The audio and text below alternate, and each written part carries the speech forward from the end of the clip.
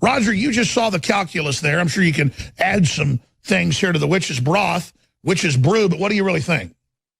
Well, first of all, I want to say we are broadcasting from the new InfoWars Bureau in New York, and we've now finally pulled it all together. So looks good. It's great to be with you. It's chilly here. Let me just say several things. First of all, never in my almost 40 years in American politics have I ever seen the Republic teetering in the face of a coup. But the good news is that the forces of freedom, the forces of free enterprise and decency and personal and economic freedom are on the upswing. That's why the globalists are so clumsy and obvious in their efforts to take out Trump. Mueller, Comey's best friend, as the special prosecutor, in which Comey presumably testifies that the president obstructed justice. I think the president's lawyers are naive. I think they misunderstand the enmity of the two-party duopoly of the establishment, who's had total control for 30 years. That's right. They're blinded by the president's innocence. They're blinded by how there's no evidence, thinking no way they're going to indict the president. Bull. They've got the swamp jury ready, and now Feinstein and others are admitting that's the plan. Well, but the worst part is not the snakes in the grass, the Democrats. It's the asps in the bosom. Trump has surrounded himself with deep state sycophants and Bush alum. Pardon me. I believe that his lawyers are sleepwalking him to the gallows. They are naive about the absolute ferocity and partisan nature and the resolve to remove Donald Trump in any way possible. What they want to do is undo what they lost at the ballot box. This is a naked attempt to negate the last American election because Donald Trump, an outsider to their two-party schemes, won in a populist revolt, and they want him out. Now, there's plan A, plan B, and plan C, in my view. Plan A is Mueller. Mueller has demonstrated that he will bring process-related indictments that have nothing to do with Russian collusion in order to squeeze witnesses. And then the stunning news that he had subpoenaed the Trump organization's bank records at Deutsche Bank. That's a $300 million portfolio of real estate developments by Donald J. Trump. What does this have to do with Russian collusion? Did Trump sell an apartment to a wealthy Russian or two at a highly inflated price? Yes. So what? I want to expand on this. I have articles we'll cover after we come back from break where it's being reported that, and it's been confirmed, that a bunch of these FBI agents that have had to step down literally were the ones that interviewed Flynn, they're the ones that have protected Hillary, they're the ones that did all this, and that now they're probably lying on even the FBI forms they wrote up that got Flynn indicted to begin with. Representative David Stockman on Flynn, he says the interview was blatant entrapment. I mean, this thing is ridiculous, and now we're learning that retired CIA agent, high level, that's involved with the president, is coming out and saying that H.R. McMaster actually approved the NSA spy job on the Trump family. What do you make of that, Roger? This is not surprising, but it confirms what we have known for some time. Let me remind you, Alex, it was InfoWars that broke the story that McMaster had attended a dinner with Safra Katz, the incredibly accomplished woman who is the CEO of the Oracle company. He was trying to woo her to come on some largely honorific advisory oversight board. She declined because McMaster got inebriated, left to take a phone call from the president, returned to the table, and then denigrated his boss, calling him a dope, a simpleton with the mind of a child, and said that only he McMaster stood between Trump and the nuclear codes. She was grossly offended. She told Sheldon Adelson, who has declined to comment for the public, but it's no surprise. McMaster, as you know, was very, very tied into Soros. We can get into this on the Yeah, let's talk about it when we come back, because you broke that a full 4 weeks, 5 weeks before it was all mainstream news 2 weeks ago. And it's just, you see him up on TV. He is so into himself, man. I mean, Alex, look, this is really simple. InfoWars, tomorrow's news today. That's right, with Roger Stone straight ahead. So why did Trump's lawyer put out that tweet, though, that gave them the only claim of obstruction of justice they've got? Why'd they give him that gift? Roger Stone takes over the next segment. I just wanted to talk to him a while about all the big breaking news. I appreciate him having me with him during the fourth hour. He's also going to be co-hosting, obviously, with Owen Schroyer, as he does each weekday. Owen Schroyer kicks off the War Room at 3 p.m. Central, coming up here in exactly 40 minutes. I just want to remind listeners, Infowars.com, Newswars.com, the globalists are trying to block us, censor us. They have congressional hearings about it, how they're trying to block us. So when you share the articles and videos, you're getting out information they see as their defeat. The House's reject dim vote on Trump impeachment. That just happened again. That's another update. They are never going to stop, though, and that's why they want this indictment. And what Roger said is so critical in the last segment. Trump's lawyers know there's no Russian collusion. They have all the NSA intercepts. They know everything Obama knows now that Obama had been doing to them. That's now all confirmed. First, they admitted they were spying and said, oh, we got all the dirt. Trump went, really? That's illegal. Plus, leaking it's illegal. They went, oh, we never spied on you. And now it's in the Flynn indictment. It's in. They're spying on his family, on yours truly. It came out in earlier NSA transcripts. And it wasn't just me. It was hundreds of thousands of people. But Trump specifically, everything he's doing, and then there's nothing there. And they claim, well, you didn't answer questions right to our investigators. And then it's weirdo FBI agents that openly covered up for Hillary who are involved. I mean, this is a scandal. And people say, well, then don't worry. They're being discredited. The problem is the political class doesn't care the amount of hatred. They're committed like kamikazes. And we've seen minions in the liberal media like Behar and what's that other idiot's name on, or he was on Esquire, the former sports broadcaster. What's that guy's name? Yeah, Keith Otherman. So it's just, got a mental block on his name. They've all come out and said Trump will be gone soon. Trump will be gone soon. He'll be gone by December. And that's what we've seen Phil Mudd say. It's what we've seen Brennan say. It's what, just 3 weeks ago, Roger had lunch with a bunch of congressmen. They said, no, we've been told he's gone by the end of December. So they're getting ready to try to make their move. But he can't be gone just by December, just if they indict him for obstruction of justice with this phony baloney, swamp creature grand jury. That isn't enough. So, Roger, what do you think they've got sneaking around in the background? Well, Alex, as you know, the political establishment, Republicans and Democrats, are deeply committed to removing this president through any means necessary. And I call the Mueller investigation, the whole Russian collusion delusion, Plan A. Should that fail, let us say Mueller comes up with a weak indictment or no indictment, it's going to be process related because there is no collusion with the Russians. That's come up empty-handed despite the very best efforts of Representative Adam Schiff and Senator Mark Warner and others who have flogged, that canard as long as they can. No one has found any willful effort by the Trump campaign or Trump family or Trump associates and Trump friends to plan, conspire, collude with Russian entities to change the outcome of the election. That is simply false. Donnie Jr.'s communications are all perfectly legal, and the proceedings are innocuous, but they were hyped up by the mainstream media. Don Jr. is a patriot, and I think he's probably watching us right now on InfoWars.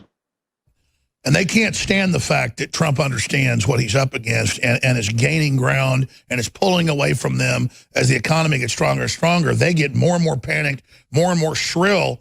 Where do you expect this to go when they fail to get their impeachment? Well, I must say Fox News deserves 3 stars because they really have, even though there's perhaps more balance there than there used to be in terms of liberals like Shep Smith and others who trash the president. But between Sean Hannity and Tucker Carlson and Judge Andrew Napolitano, I think the message is getting through regarding the outrageousness of this FBI agent stroke. This bad actor, this hitman for the FBI, who happens oddly enough to be the FBI agent to whom General Flynn allegedly lied or has pled guilty to lying to. But he is also the agent who interviewed Susan Rice and Cheryl Mills, the 2 henchwomen for Hillary Rodham Clinton. They both got immunity for whatever it was they said to the agent, but there is no immunity for General Flynn. This really stinks to high heavens. This very stroke is the man who changed the language in the final report to Comey that allowed Hillary to walk. This is the man in charge of investigating whether our president's done something wrong. The American people have to see through this canard, but the president's lawyers are creating a false sense of security about this, Alex, and this is what concerns me. The president can yet save himself, but there is a deadly cabal headed his way, and the people around him who have him in a cocoon aren't telling him the stark facts.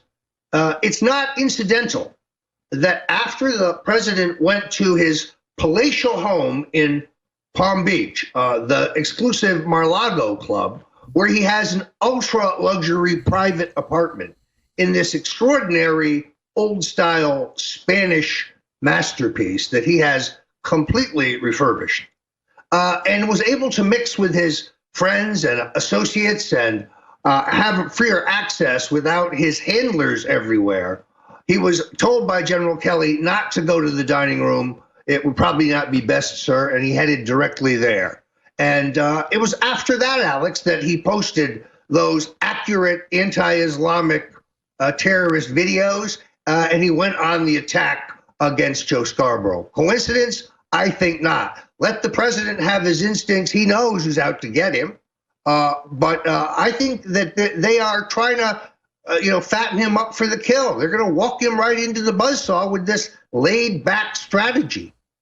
But couldn't it backfire and be fired, Mueller? Then that acts like something actually got covered up instead of letting the ridiculous, made-up investigation continue as more and more of the agents turn out to be Clinton operatives. Because this is really hurting the Democrats right now.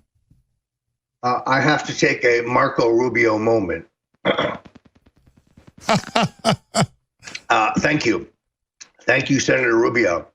No, I think the American people are starting to see through it. But look, you have... we haven't even gotten into the chicanery that's going on in the 25th Amendment, the Plan B for the neocons and the two-party duopoly. And that's the big one, because our own Darren misses. Sure, exactly. Our own Darren McBreen put together a compilation where they have now come out 6-7 months after you first predicted it, because you talked to the folks that were involved at the editorial meetings, and that the new fraud would then be that he has dementia or Alzheimer's, and they are now pushing that full tilt boogie for 20th Amendment. But first, when we come back, Al Green, ladies and gentlemen, they just failed to impeach the president. They just tried it in the House of Representatives. We'll play the video straight ahead. And we're waging war on corruption with Roger Stone. This is going to be a jam-packed 2 final segments here before War Room comes on.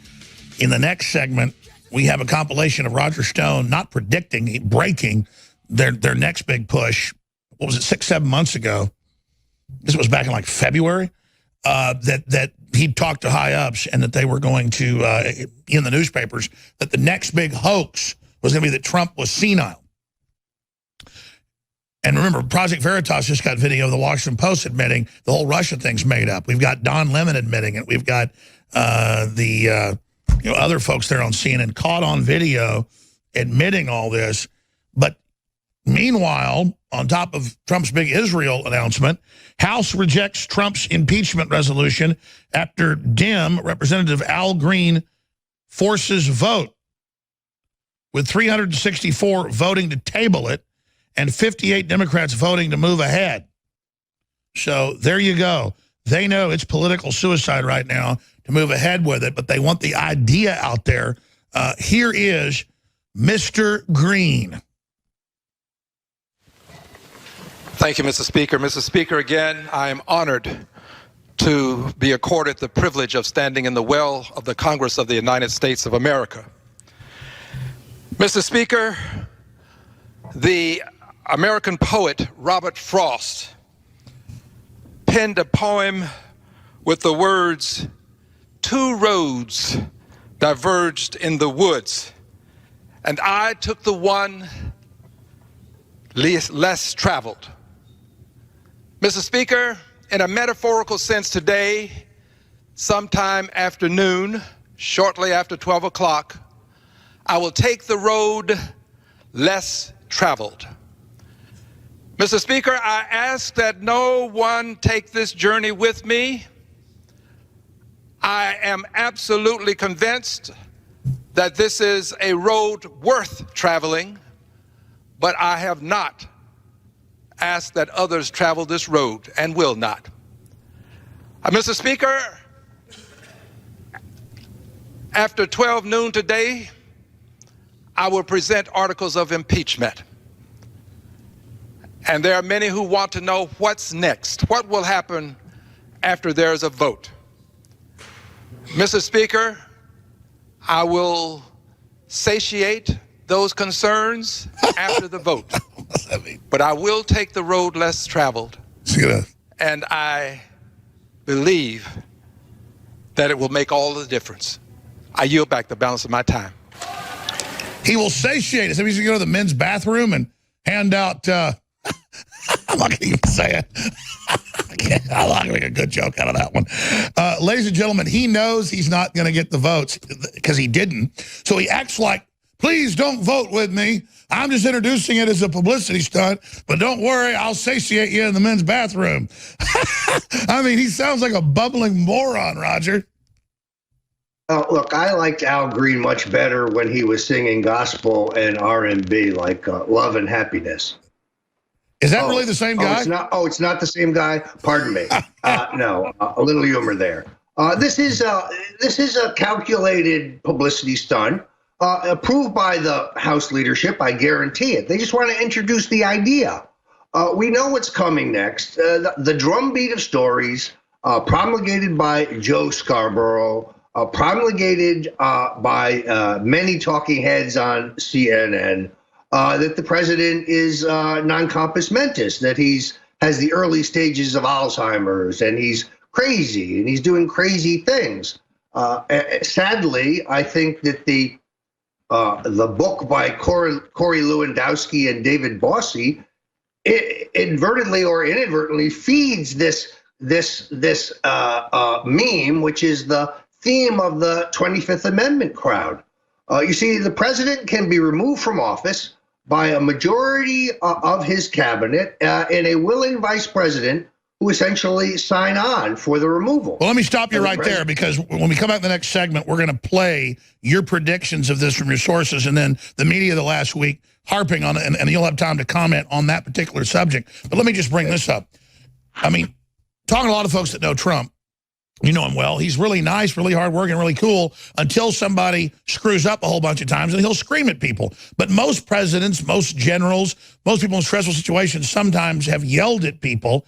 And, they describe him in this new book, About to Land, so they've got the steamers steaming his pants while he's standing up. Well, that's what happens when you're in national television as well before you go out on the stage. I mean, I've been standing about to go on national stage, and they're like steaming my pants. That's what goes on. Not here, But like in old-fashioned television, it's kind of going away. They're doing your makeup and they're steaming your coat while you're in the dressing room, and you're just a guest on a show. So they take all these little things and turn it into this huge stuff. Let's just be honest about Trump. He's been nothing but genial and super nice and never even messes up a word when I've talked to him. I mean, the guy's incredibly slick, but he does have an angry side. I mean, let's be honest about it. He shows no signs, though, of being senile. No, this is there's no question. It's a George S. Patton quality. He has a very violent temper in the sense that he does dramatic things when he's angry. And yes, I've seen him dress people down who deserve to be dressed down. But then the storm passes, and like Patton, he's back at the task of winning. But look, this is all part and parcel of a gang that is advocated by Senator Corker. Keeps insisting he's insane. Joe Scarborough keeps insisting he's insane. They understand that if Mueller shoots and loses, that Mike Pence could be tempted into a coup d'etat. Now, if the president has been essentially removed by the vice president and a majority of his cabinet, and there are many, many, many Bush-quizzling votes against him there, a hard vote count for the president, Alex, that I have conducted shows me the president with a solid 4. 3 I can't place, and the balance of them, like Elaine Chao or Rex Tillerson or even Jeff Sessions, who the president has certainly put on the hot spot, could take him down. It's not only is it not inconceivable, Ben Sasse, Jeb Bush, Mitch McConnell's agents, this is an active coup d'etat in the works. It's the establishment's plan B. There's well, let me raise this point then. Clearly, they're moving more and more to Plan B. I think that signifies that they know the Mueller thing because they're being caught being so corrupt, working for Hillary, covering up for Hillary. I think the Mueller thing's falling apart. Now, privately, 2 weeks ago, you told me, no, it's still got some legs. But 2 weeks later, I mean, don't you think it's starting to have the wheels come off? Well, let me say this. I like Mike Pence. I think that he has been a very loyal vice president, but there are 2 things we learned more recently. One is that during the period right after Trump was assaulted in the Billy Bush tape on NBC, probably the darkest day of the campaign, Trump called his running mate who was on the road, and the vice president declined to take that call. And he passed a message to Trump that said, I don't want to talk to you right now. I have to sort out how I feel about all of this. This is at a time that the Republican elders led by Reince Priebus are going to him saying, you must save the party. Trump is doomed. We've got to take. But he did make the right decision at that point. I think it makes it easier the second and the third time. Well, we know that he was importuned by the plotters. What we don't know is for some period of time, it appears that he entertained it. So I don't know where he goes in the coup. And that's key. So that shows Pence almost jumped ship that probably would have sunk Trump. He is either going to be LBJ here or he is not. We'll find out. But he needs to know we're watching him. In a friendly way, right? Look, I think the problem here is that one of his top aides, I think, is among those leaking Russian secrets to make the president look bad. And that is of real concern. No, you're right. I mean, Pence is a good guy overall, but he's definitely a weak link. We'll be back. I mean, we know what we're talking about here. We do our research. We got our nose to the grindstone. Owen Schroyer and this guy are coming up, Roger Stone, with the War Room. And because, I mean, I'm tempted just to keep going on with them. This story from Adon Salazar just went live on newswars.com, prisonplanet.com, and infowars.com. It is incredible. And this is just like these communist truth and reconciliation committees they have, where they just get you to denounce yourself. Video, mayor cries after city council member refuses to acknowledge his white privilege. It's the astonishing footage of a Minnesota shows the mayor of New Brighton breaking down into tears after one fellow council member refuses to acknowledge her white privilege.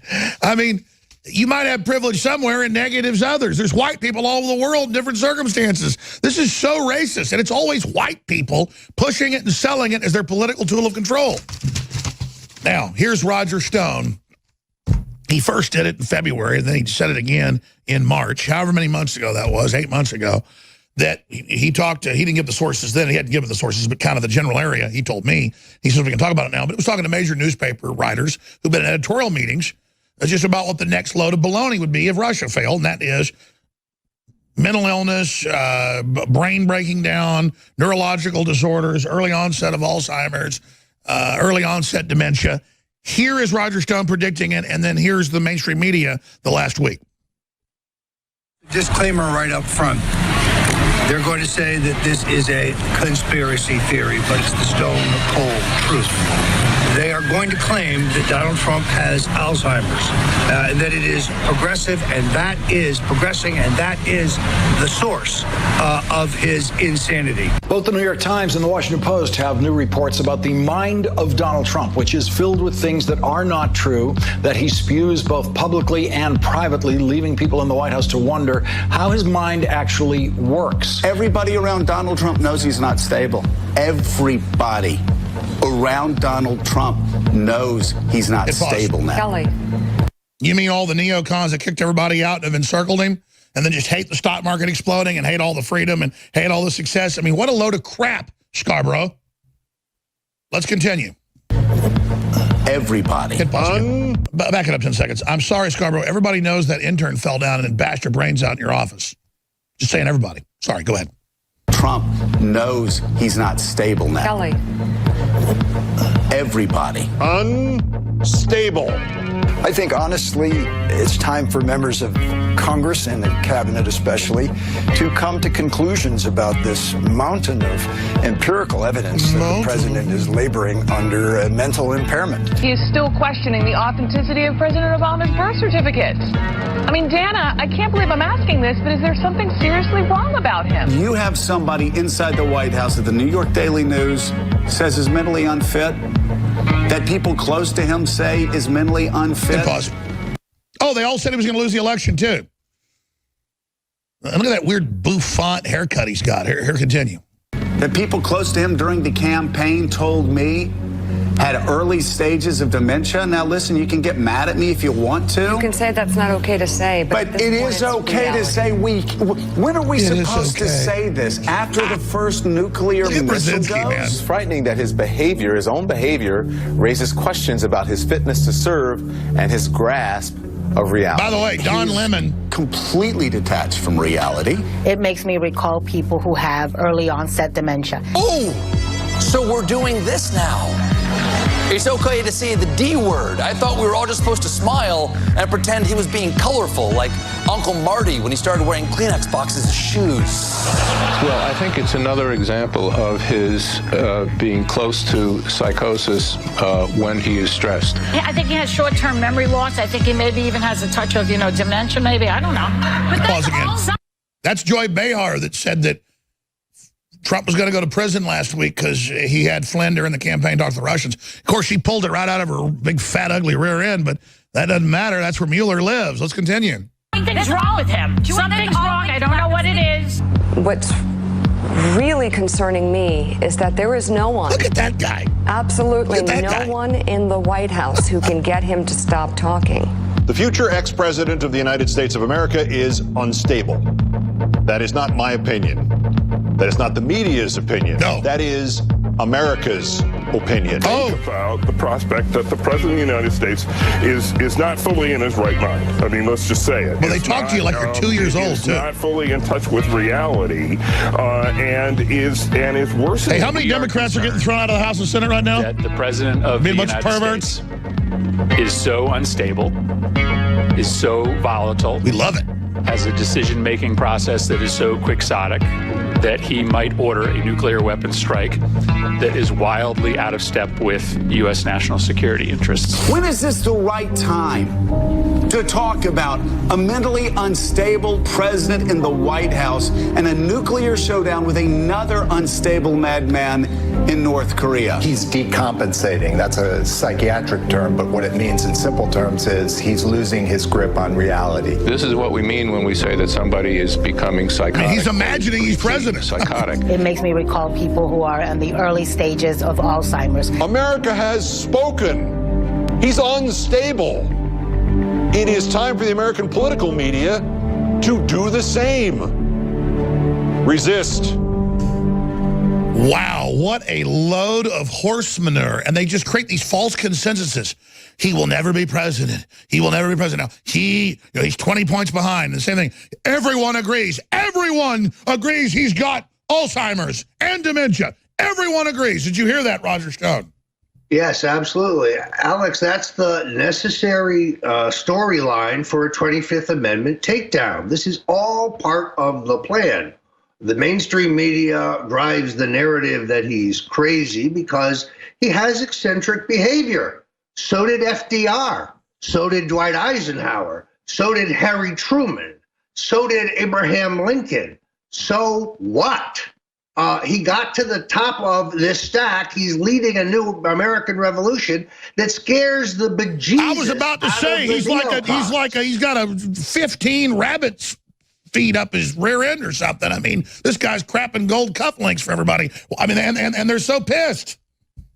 Well, exactly right. So just when the mainstream media is starting to maybe make some progress in their game of destruction, the Uranium One truth drops into the laps of the American people. And what does it show? That the three guys twisting his tail right now, those would be Mr. Mueller, Mr. Comey, and Rod Rosenstein, the de facto Attorney General of the United States, are up to their keisters in the cover-up of Uranium One. And these are the men trying to now take down the president.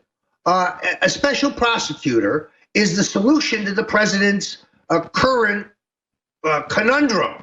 A special prosecutor can be appointed. And can he order Sessions to do it? Yes. You see, you can tell from his tweets and some things that he said. He doesn't know that his attorneys must have advised him that he cannot communicate or direct. Yeah, because they claim there's a separation of powers. It is the executive. It is his purview. Exactly, and therefore he cannot direct them on matters that pertain to Donald J. Trump. But in this case, he should order Sessions to appoint a special prosecutor of Uranium One, which he's not involved in. Exactly, that's the third way. Don't sit there and let Mueller putter on. Don't fire him, but just appoint the special prosecutor. No, look, if Sessions refuses to carry out a direct order, he has to be fired, as Nixon fired Elliot Richardson. That's the legal procedure. Then the decision would fall to Rosenstein. Must recuse. Can't decide about whether a special prosecutor can look into himself.